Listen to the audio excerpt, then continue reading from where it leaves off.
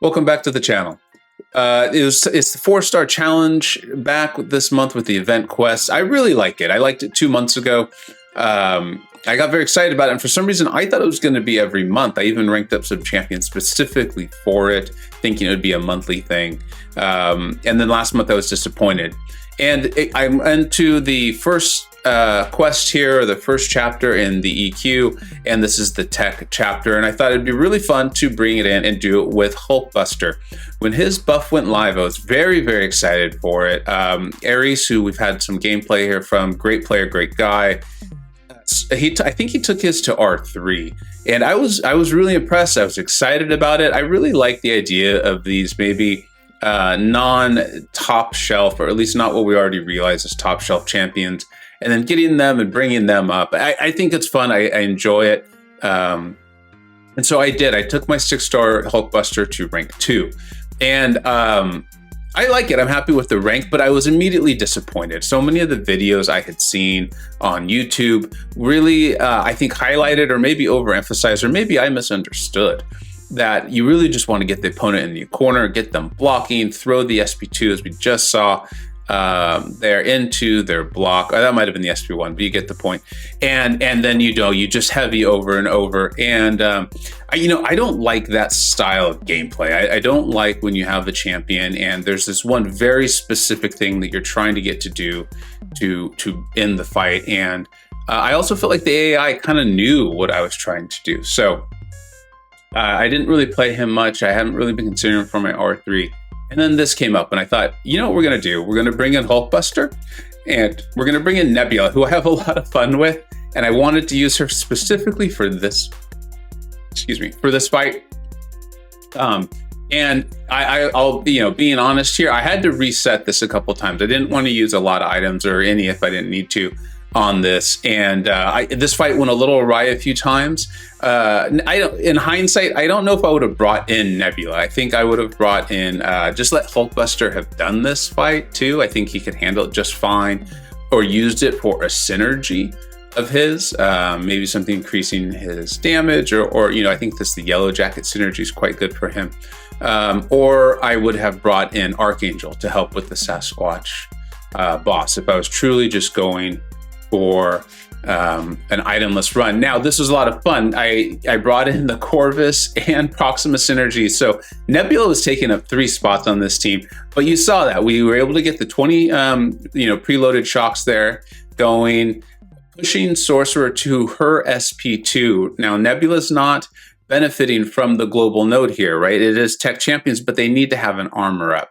So she's not benefiting from it. So as you see here from this special, it's really increasing the amount of power back that Sorcerer is getting, and then I am taking damage from it here too. So the name of this fight, for what I could tell from my experience, was to try to get Sorcerer to her SP2. It's a much easier evade, at least for me, and then use that to help power up the shocks. Now you can see the amount of shock damage that we're about to do here.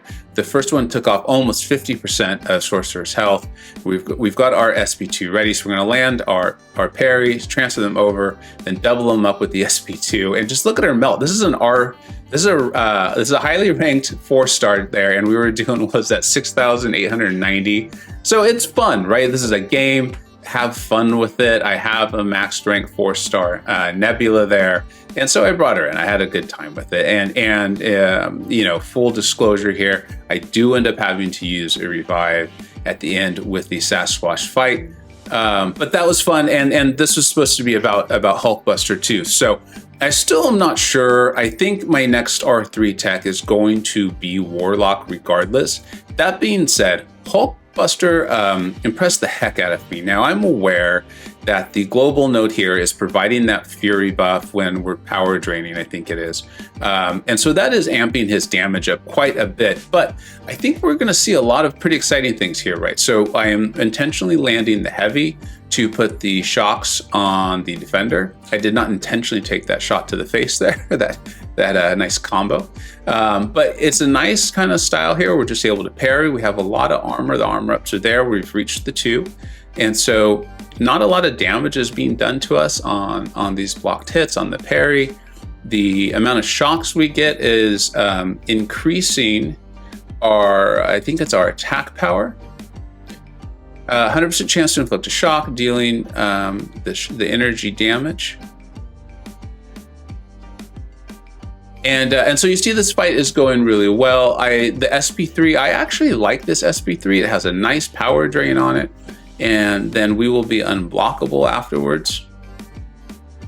Yeah, so this drains 50% of the opponent's current power. It can inflict up to 3 shocks. Each one has about an 80% chance to activate. And then we will be unblockable for about 4.5 seconds. So that's a really, really nice SP3. I was still getting used to Hulkbuster. I still really am. And not remembering how big that power drain is gonna hurt me on the Sasquatch fight. We actually had a nice fight going. I was kind of doing it on a whim. I had brought in Human Torch for that. And if I had remembered to throw that SP3, I think we may have had a very, very different situation there. So we did finally get the situation where the opponent is blocking. We threw the SP2. Because Rhino can go unstoppable, we saw that kind of odd interaction there. And I think that's something to keep in mind. I think maybe with better timing on the heavy and the get up on the opponent as you start to learn those, that might be something you can avoid completely. But it worked out really well for this quest because it gave us the ability, it's going to give us the ability to show how much healing Hulkbuster can do and how tanky this guy really is, right? We are running suicides. He's pretty suicide friendly. After the poison falls off here, you're going to see that I believe we're actually going to be healing up. It becomes a bit of an issue in the Morningstar fight because she is placing that additional bleed. But so here we are. We just have the poison on, and we're plus 48, minus 37. So we're clearly healing up. It's not a big heal, but remember, this is also 4-star here. So, and I believe we will dip down below I think it's a 15% threshold here. Yeah, below the 15% threshold. And so the heal will kick in. This is a max sig 4-star, so it's as big as that heal could possibly be.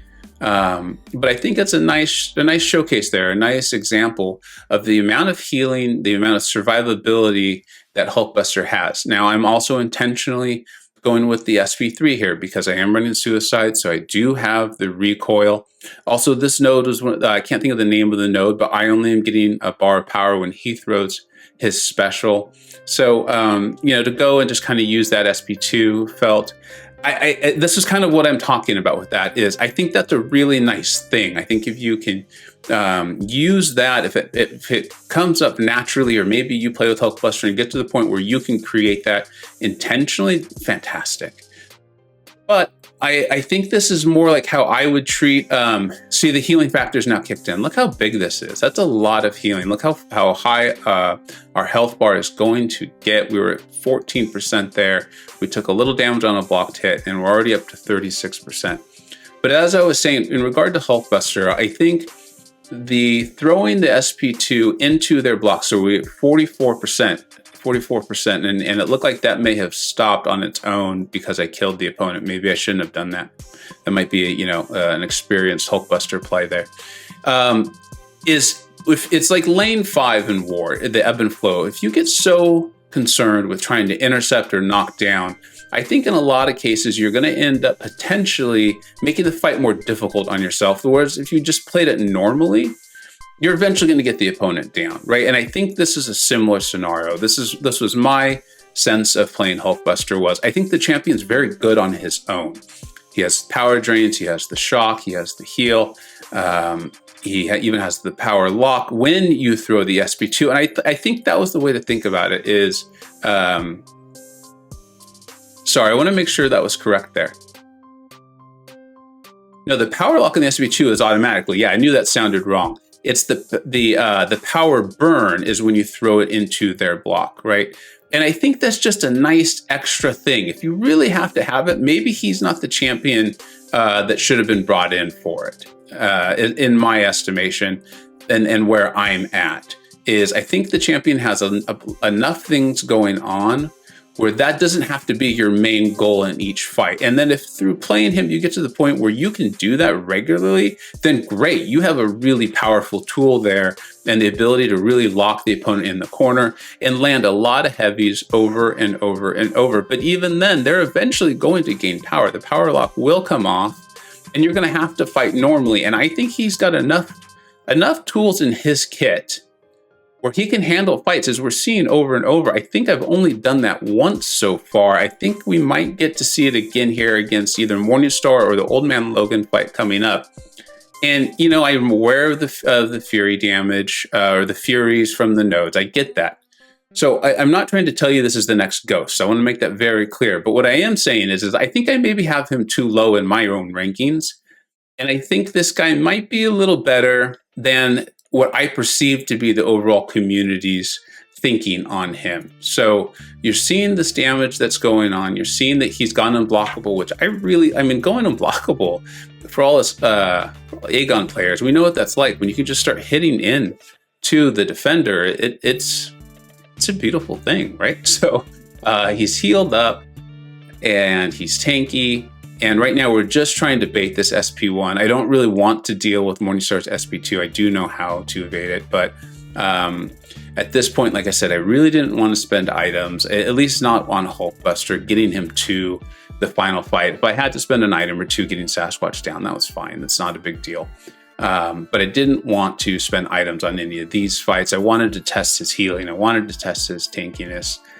And I've come away really impressed. I've come away very, very impressed. I'm going to be coming up on my next Tech R3 here. I still do believe it's going to be Warlock. And that is mainly because I think he just fits so well with my other R3 of Guardian. I think they help each other out where the other one's potentially considered weak.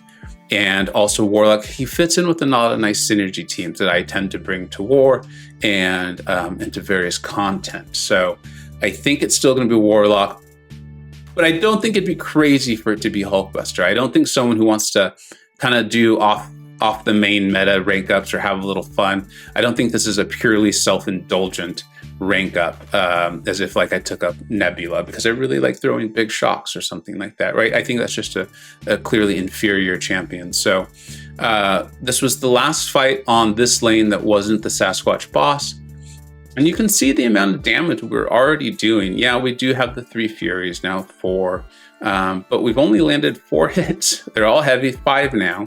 And Old Man Logan is already at the 74% health, despite having some healing going on.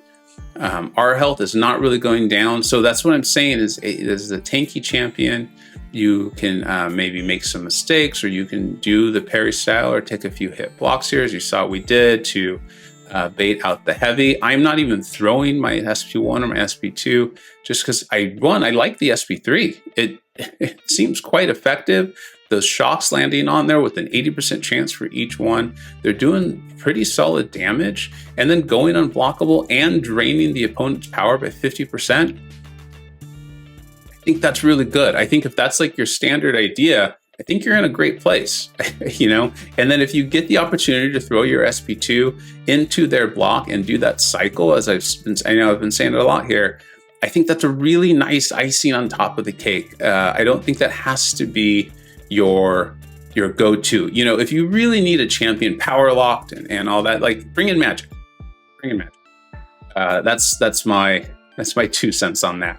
Or if you need to bring in a tech champion and you really need to have a power drain and you need it when you need it, like you don't want to have to think about it, you don't have to set it up, bring in Guardian. You know, Guardian, I'm a big fan. We'll have another Guardian video coming out soon. I decided to kind of revisit that guy and bring in Guardian. If you have to have a tech champion and they have to have a power gain that you just need to be able to access. So, and then on a whim, I wasn't even sure Hulkbuster would make it this far, but clearly he did. And I thought it'd be fun to bring him into the Sasquatch fight. And look how this is going. Now, this is without that Fury, because that node does not apply to this boss node. We've already triggered our healing up. We've only landed 9 hits, and we've already taken off 10% of Sasquatch's health. If I don't make just kind of a rookie mistake here from not fully really understanding how great Hulkbuster is or the way his abilities work, I'm really curious to see if this could have been a solo. Now, it was getting late at night, and I didn't have the time to start the whole quest over, and I wanted to get this out. You see the power drain there. The Wrath of Tanarch was coming up, so I was getting a little cautious about how aggressive I could be. But we started this fight, I think at like 18-20% health. Our heal did kick in. We're up to 40%. At this point, I was thinking, are we going to get the solo on this? It's just a matter of dealing with that Wrath of Tanarak. When fighting Sasquatch, I like to try to have him with no power when he's getting near that Wrath of Tanarak, just because his specials have that reduced cost when he's there, and I don't like dealing with them when he is in that phase. So, and here's where I think I made the mistake. I let too much time go by. I think I should have thrown the SP3, forgetting how big the power drain is on that SP3. Again, remember the special 3 attack drains 50% of the opponent's current power. So he was at 2 bars there, would have drained a ton. I still could have thrown it. I don't know why I didn't throw it here. You just make mistakes. It gets late. But think about it. If we had thrown the special 3 there, that's going to help us as far as where we are on the map. It's going to move us back onto his side, or if not, like get us out of the corner at least. And then additionally, it's going to drain his power, which is what I'm scared of when he's in that Wrath of Tanarak. So we got him down to 71%. We started the fight with, I think it was like 15, 16, 17, 18%. Without that boneheaded mistake, who knows where that fight goes? And that also impressed me because, again, remember, the fury that was coming from the nodes on the previous fights was not on that boss node. So all of that damage was just a 4-star, maxed out 4-star Hulkbuster with no boosts. Yes, running suicides, but he's friendly with suicides. So that's not like I just ran suicides because I was doing AQ and I didn't want to take them off and I figured, hey, it's just a fight. Like, I think that's a pretty accurate representation of what you can experience or you expect if you have a Hulkbuster. And I just wanted to show, I took in Human Torch. I was frustrated. Like I said, it was late. I was kind of annoyed that I didn't throw the SP3. It was getting late at night, so I needed to kind of close up shop. And I made the mistake that I'm sure some of you have done it too, is I didn't take off suicides. I really should have, and then I tried to hurry through the fight, and I'm not going to get the solo. And I'm, full disclosure, I'm going to end up having to revive Human Torch here to finish it off. So, in summation, I came away very impressed with Hulkbuster. I'm going to start playing around with my 6-star a bit more. He's only Sig 20, and I do think having that high Sig was really nice because the heal from the Sig increases significantly. I think it's almost 612. It's almost 3 times as big of a heal from a Just Awaken to a max Sig. And that's a big deal. I think that's something to keep in mind there. And we did show that in this, so I want to make sure everyone's aware. But I was a fan. I'm a big fan. I hope you either learned something, were entertained, or even better, a little bit of both. Don't forget to like, subscribe, and follow on Twitter at Vega Gaming 583. Thanks so much for watching. Take care.